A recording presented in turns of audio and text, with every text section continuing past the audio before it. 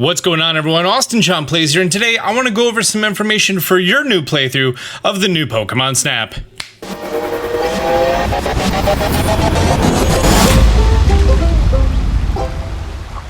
This video is coming out the day before release, so if you plan on picking up the game tomorrow, April 30th, 2021, you can go into it knowing a healthy amount of information about what to actually expect, because between the reviews and the previews and the advertisements, they don't actually tell you how you're gonna experience the game. They just show you a whole bunch of stuff, and I think it's important for you to actually know what you're getting into. I'm about 6 hours into the game, so I'm not too far into the game. Then again, I don't think of this as being that long of a duration of a game, more replayability. In fact, that is what this game is. It is Pokemon replayability, take pictures of replaying, because you're going to be replaying the same thing over and over and over and over again, and that's just the nature of this kind of game.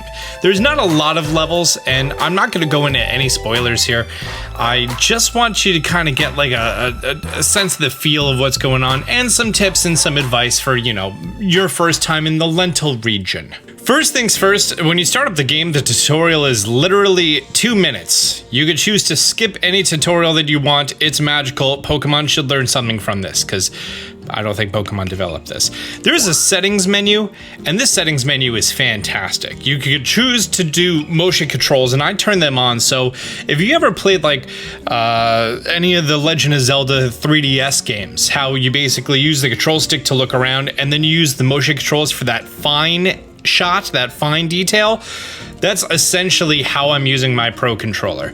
You may find a different experience playing in handheld or on the light system, but for me, I find this to work very nicely.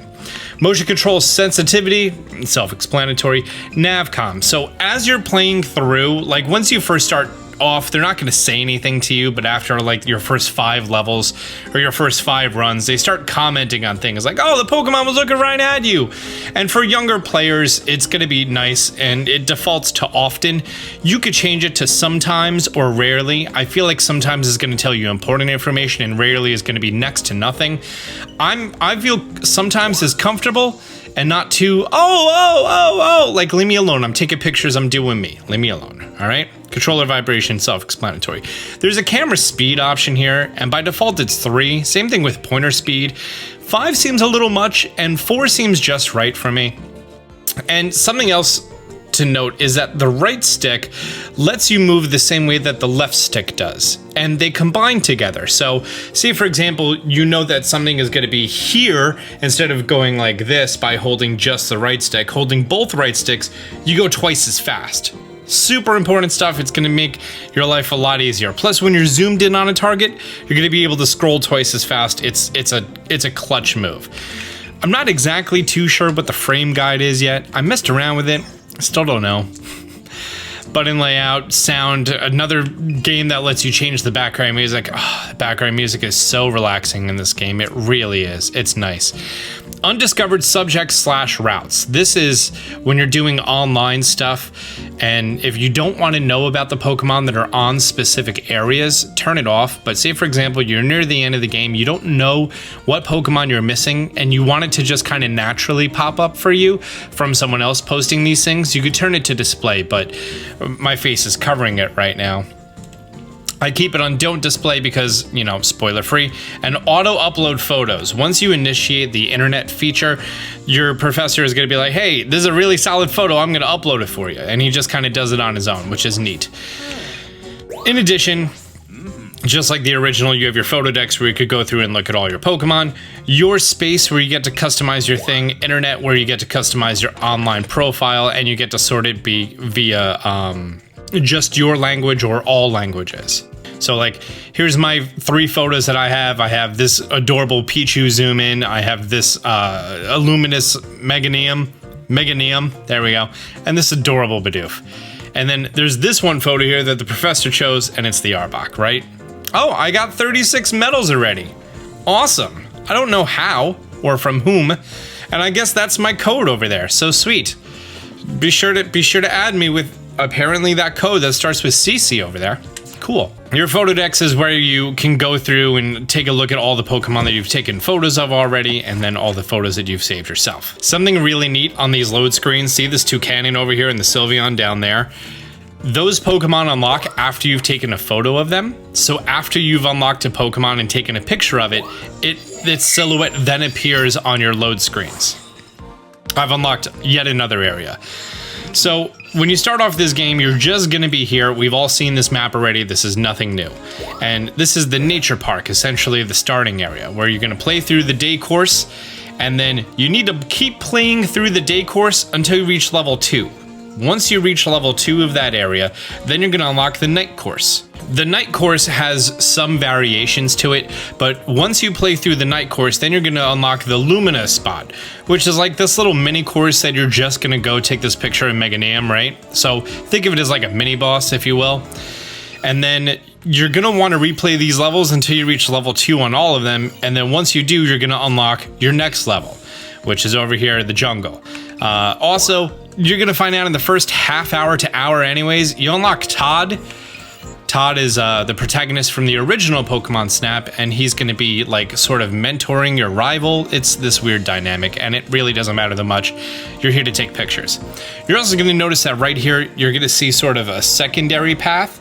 That's because that happens from playing through the course and just observing the environment, and you're gonna unlock those things. I'm gonna jump back here to the first level because I don't want to go over anything too spoilery. I really want you to experience this for yourself because the game is all about experience. That's really what it is. If you watch a playthrough, a walkthrough of this, you're not gonna experience it the same way. And this is going to be different than when you first play through the area because everyone is going to be in a different area. This Pichu and this Grookey, they're going to be like, hey, there he is. Instead of running away from you, they come in front of you and then run away. You're also going to get a whole bunch of power-ups, just like the original game, where you're going to be able to play music, you could throw fruit at things, and there's also Illumina orbs that you could throw it on a Pokemon and then they glow for a little bit. I've actually never seen it do that, so that's pretty neat too. Yeah, all the Pokemon just kind of run around, do cool stuff, and you take photos of them. You interact with the environment, you scan everything going on here. Apparently that was a Wormhole picture despite Omoga being most of the photo. And what's neat is I could just take a photo here, or I can zoom in. In the previous game, you had to zoom in, and the scan feature is like, hey, there's something going on with this. Scan it, and then it's like, hey, there's some fruit here. I wonder why there's fruit. And then you throw down the fruit, and this Amoga is going to be like, whoa, look at this fruit over here. My first time playing through, Amoga landed there and did Thundershock to that fruit. This time it just fell. So I guess there is some variance of what's going on. You also have these Illumina orbs, which you can hit Pokemon with, or these little blooms, and hitting a bloom causes different things to happen on different courses. Everything is unlocked generally early, and then you're just going to go through and unlock the levels one after a time. One after another, sorry.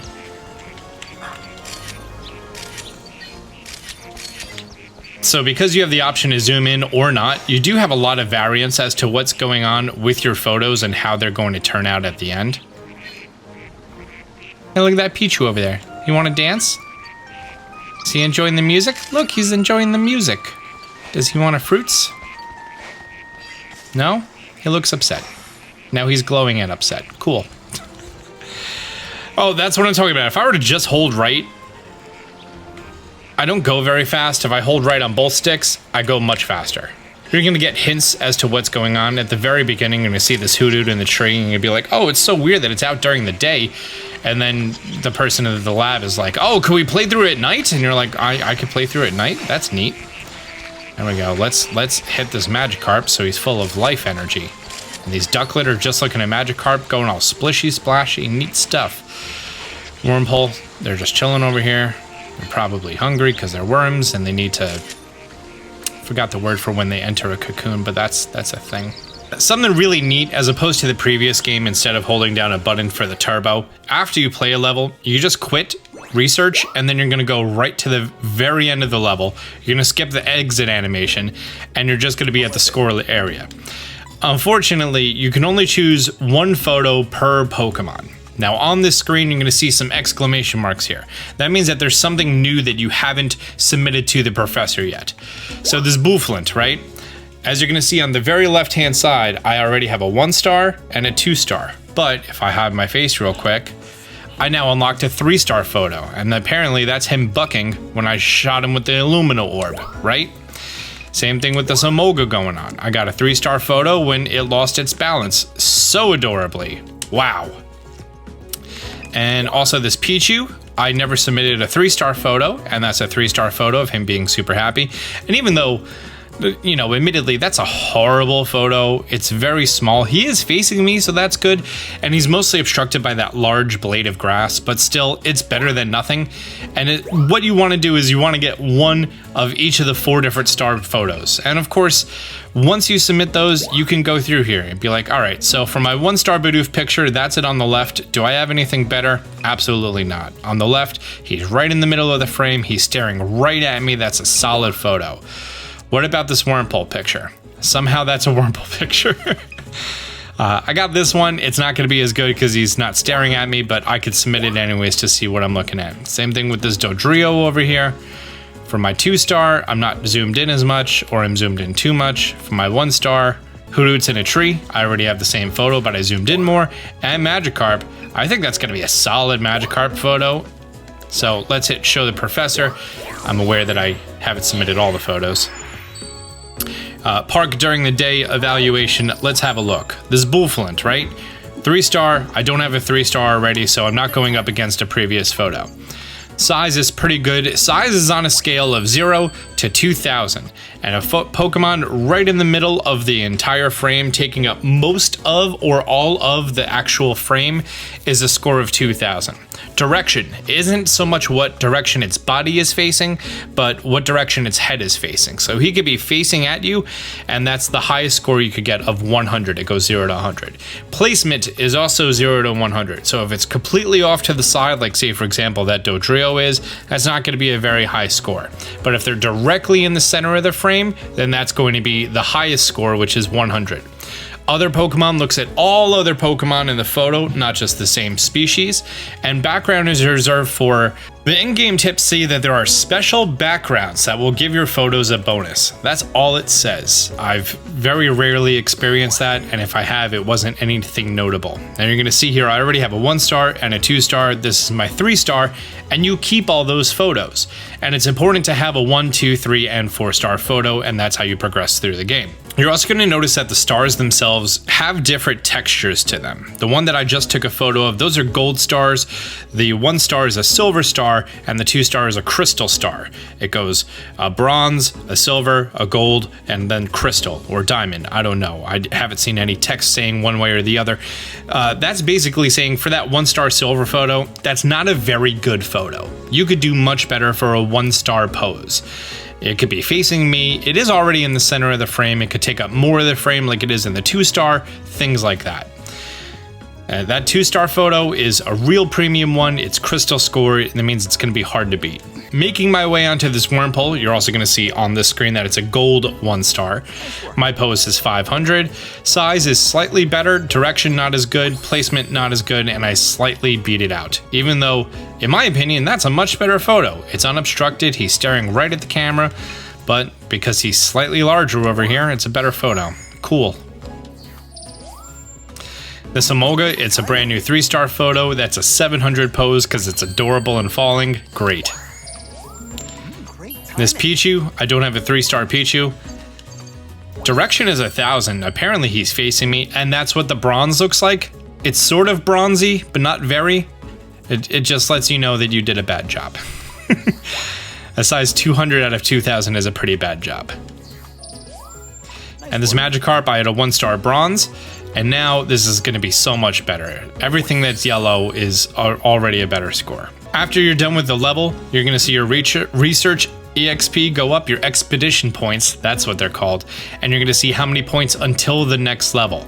Every level that you get, you're going to experience more Pokemon and new Pokemon. Also, after a course is done, you can choose to save photos to an album, where you can come in here and you can re-snap a photo. Meaning that I can come in here and we can zoom in if we want to, and like, we've never seen Pokemon in that quality of texture before. It's weird what they do with the lighting on some of the polygons. I've noticed that.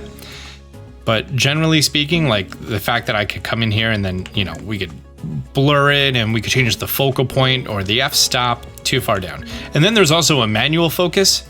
So say, for example, the game doesn't get it right, you can manually focus, and then you're going to have a whole bunch of filters, which are just silhouettes when you start, which are kind of not great, but then you're going to unlock other filters as you go through. And boom, we can snap that as a photo, save that photo, done. The save a photo doesn't save to your album. You're not going to find it in here. You can export it to your camera roll, but it saves in the system's memory itself. And supposedly that's done as a preventative measure for people uploading inappropriate content to the whole online digital experience of the game. Lastly, I want to talk about the course progression because it is a little strange for really any game. Essentially, you have to replay a level until you hit level 2. And now I know I said that for the beginning, but you have to do it for every level. So in here for area 1, you have to hit Park level 2, Park Night level 2, Illumina Spot level 2, and then you unlock the next level. And you have to hit Jungle Day level 2, Jungle Night level 2, and then you can unlock 2 additional areas. And then once you get to level 2, you unlock another one. And then through a series of circumstances that I don't want to disclose immediately, you unlock more of them. So you're going to be replaying. You're going to be replaying every level a lot. That's essentially what this game is about. In a separate video, I'm going to be going over how to get the best quality photos, as in the highest score of photos, once I really iron out a few things. And I have some things going on, but I'm still in the middle of figuring out the specifics. So be sure to stay tuned for that. In addition, I think I'm going to be putting out sort of a video series on how to get the 4-star photos and the rarest photos and the highest scored photos per area, and specifically what you have to do once I grind through the game a little bit more and I'm more familiar with what's going on. Also, how to find all the legendary mythicals, all the fun, you know, typical YouTuber covering a Pokemon game stuff, right? Well guys, thank you so much for checking out this video, and to stay up to date with more new Pokemon Snap content, be sure to hit the thumbs up button down below and the subscribe button, and I'll be sure to see you in the next video. Great. Till next time, Austin John out.